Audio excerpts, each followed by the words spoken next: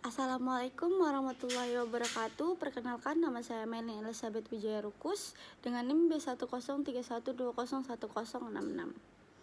Di sini saya akan menjelaskan kembali hasil analisis saya terhadap tata kelola perusahaan PT Bank Danamon Indonesia tahun 2019. Kebijakan tata kelola Danamon menjadi bagian dari kebijakan tata kelola terintegrasi yang merupakan pedoman dalam penerapan tata kelola di seluruh tingkatan organisasi berdasarkan prinsip-prinsip tata kelola perusahaan yang baik sebagai berikut. Yang pertama itu ada transparansi. Danamon berkomitmen untuk memberikan pengungkapan informasi yang memadai, jelas, akurat, dan tepat waktu, dapat diperbandingkan dan mudah diakses oleh pemegang saham dan pemangku kepentingan. Yang kedua ada tanggung jawab. Danamon berkomitmen untuk mematuhi peraturan perundangan dan kebijakan internal yang telah ditetapkan. Selain itu, Danamon juga mewujudkan tanggung jawab kepada masyarakat dan lingkungan untuk mencapai kesinambungan usaha jangka panjang dan mendapat pengakuan sebagai warga korporasi yang baik atau good corporate citizen. Yang ketiga ada akuntabilitas. Penetapan yang jelas atau fungsi, tugas dan wewenang serta tanggung jawab dalam organisasi yang telah diatur sesuai dengan pedoman dan tata tertib kerja masing-masing fungsi. Danamon sebagai lembaga dapat mempertanggungjawabkan kinerja secara akuntabel. Yang keempat ada kewajaran dan kesetaraan. Danamon senantiasa memastikan agar hak serta kepentingan semua pemegang saham, baik mayoritas maupun minoritas, dapat terpenuhi. Danamon juga memberikan perlakuan wajar dan setara kepada segenap pemangku kepentingan. Yang kelima ada independensi. Organ-organ Danamon menjalankan kegiatannya secara mandiri dan objektif, serta menghindari dominasi pengaruh dari pihak manapun. Danamon berkomitmen menjalankan usahanya dengan mengedepankan profesionalisme. Penerapan tata kelola Danamon. Penerapan tata kelola Danamon menyadari bahwa penerapan tata kelola perusahaan yang baik atau good corporate governance bukan lagi merupakan keharusan, tetapi merupakan fondasi utama dan kebutuhan dasar dalam menjalankan kegiatan usaha.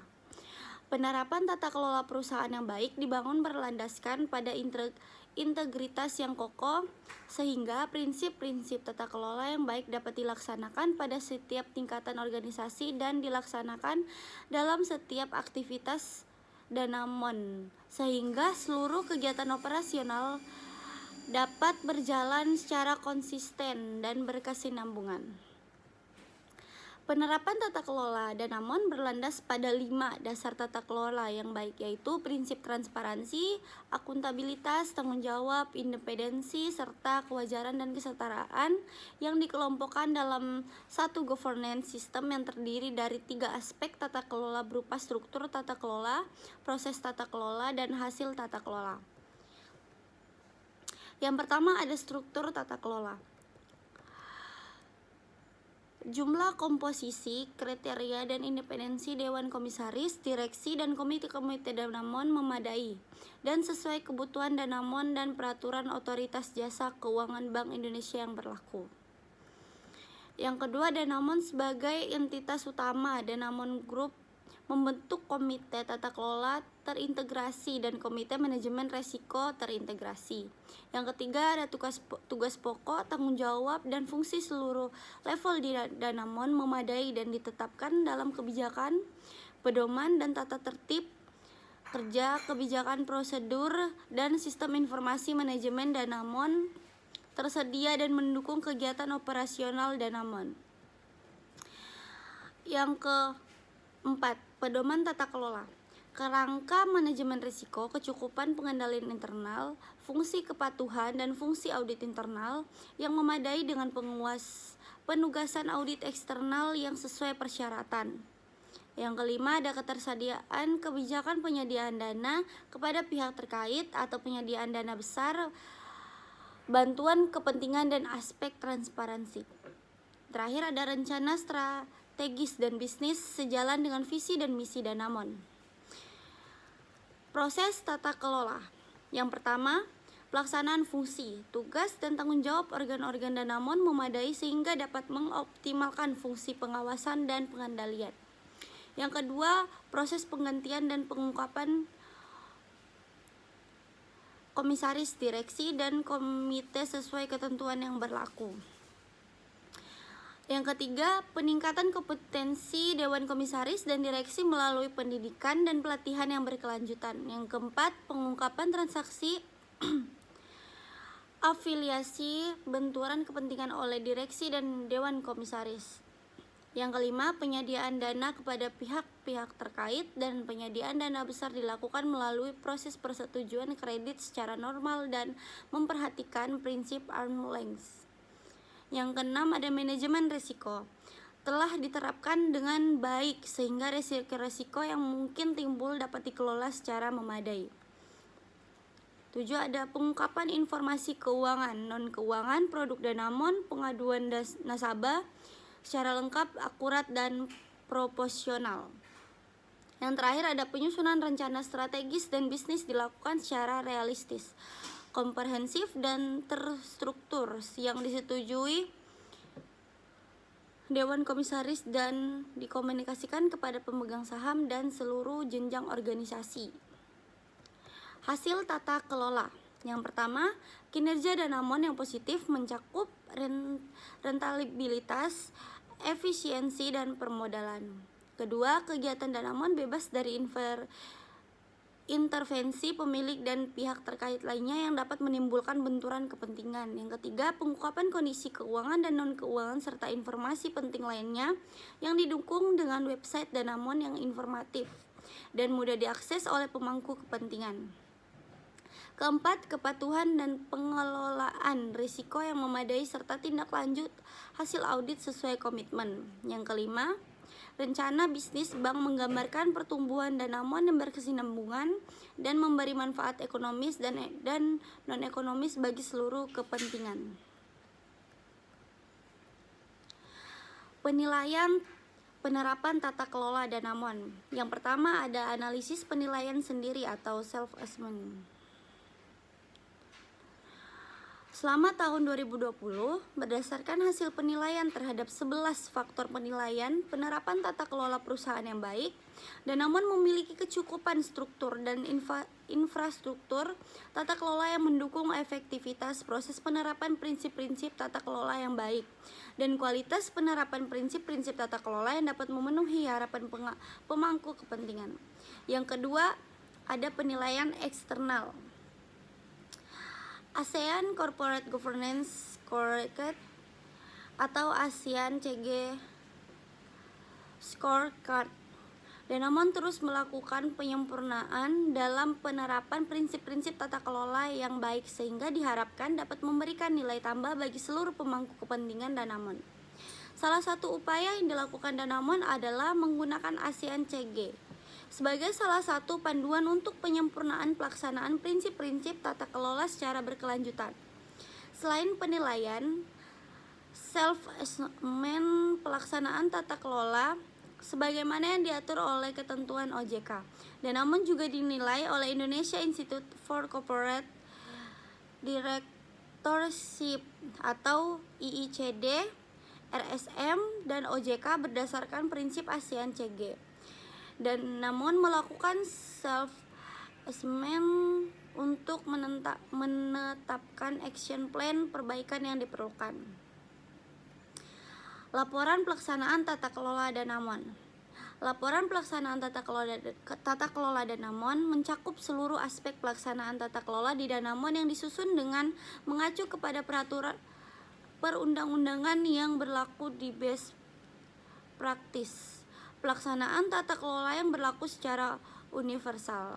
Penerbitan laporan pelaksanaan tata kelola Danamon merupakan bagian dari tanggung jawab terhadap pelaksanaan prinsip transparansi kepada pemangku kepentingan dan memenuhi peraturan perundang-undangan yang berlaku.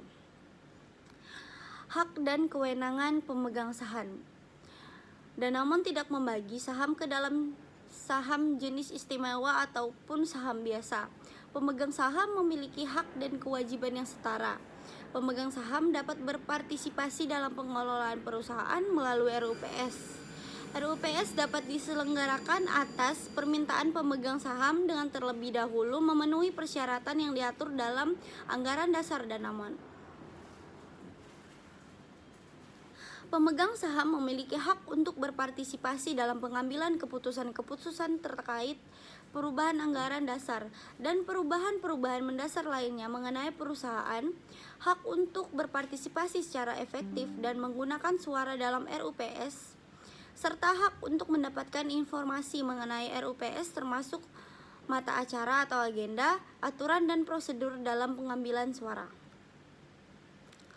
Pelaksanaan tugas dan tanggung jawab Dewan Komisaris. Yang pertama, Dewan Komisaris tunduk pada etika kerja, peraturan perundang-undangan yang berlaku, peraturan dan kebijakan internal Danamon. Yang kedua, Dewan Komisaris wajib melaksanakan tugas dan tanggung jawabnya secara independen. Dalam menjalankan tugasnya, Dewan Komisaris wajib menyediakan waktu yang cukup untuk melaksanakan tugas dan tanggung jawabnya secara optimal. Yang ketiga, memastikan pelaksanaan tata kelola perusahaan yang baik dalam semua kegiatan usaha Danamon pada seluruh tingkat organisasi. Yang keempat, dalam melakukan pengawasan, Dewan Komisaris wajib mengarahkan, memantau, dan mengevaluasi pelaksanaan kebijakan strategis Danamon. Yang kelima, Dewan Komisaris wajib mengkaji visi dan misi Danamon secara berkala.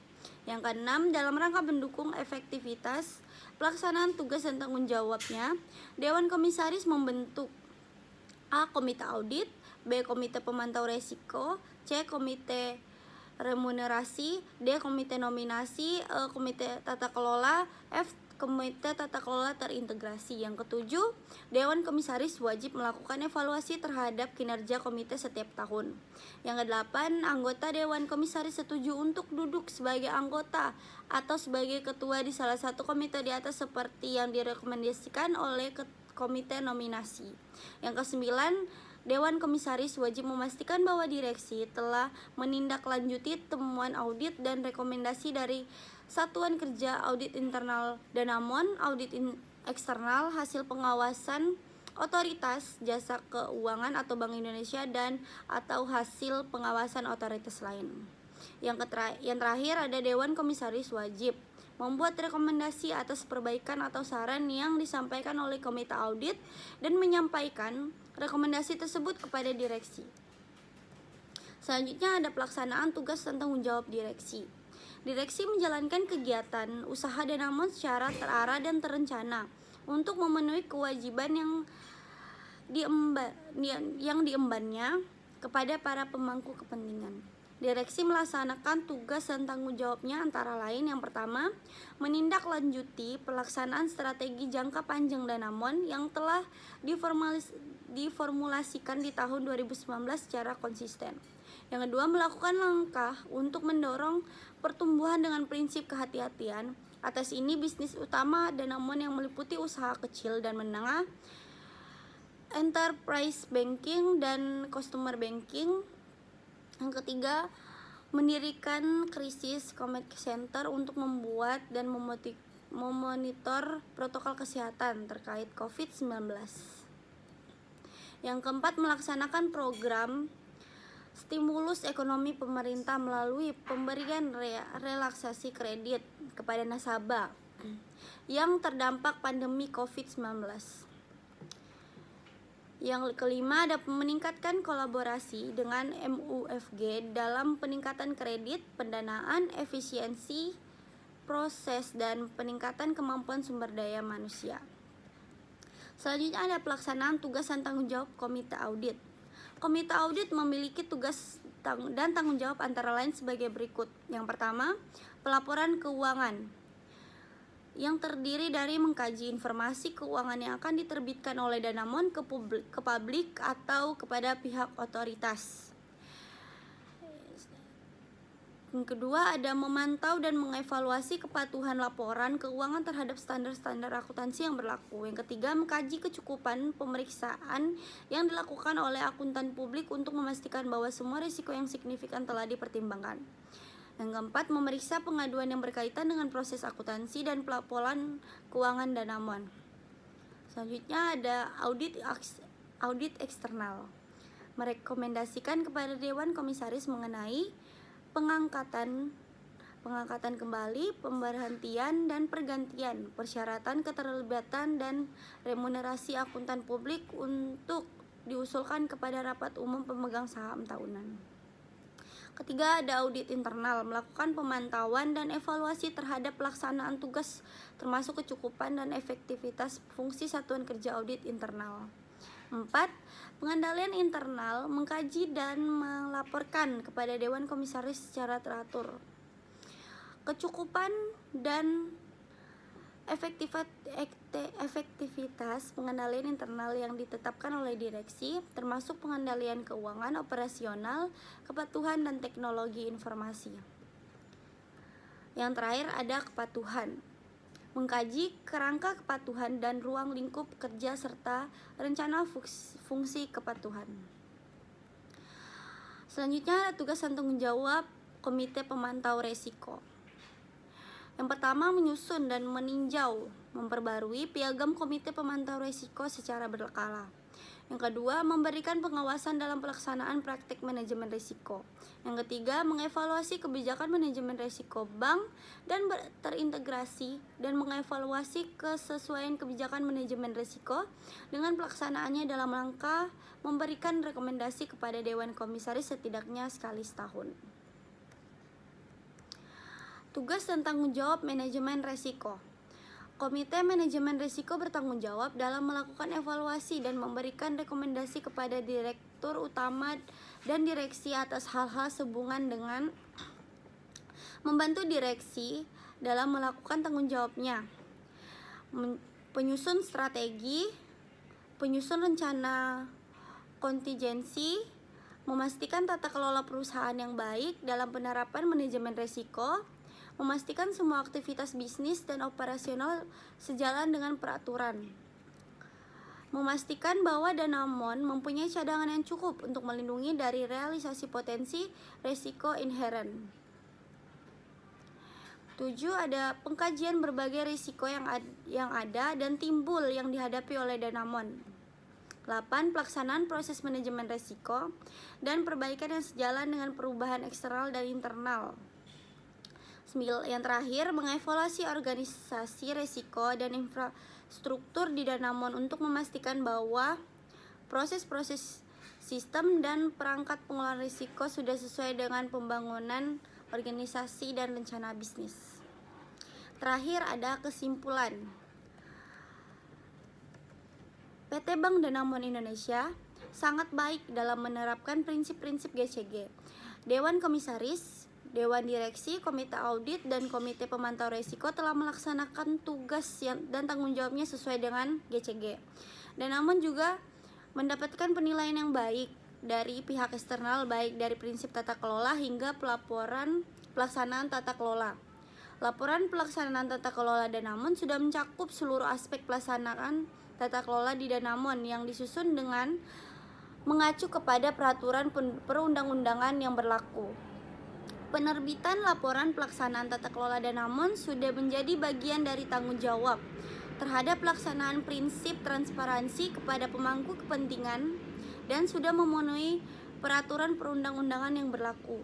Jadi bisa disimpulkan, tata kelola perusahaan PT Bank Danamon Indonesia Tbk dikelola dengan sangat baik.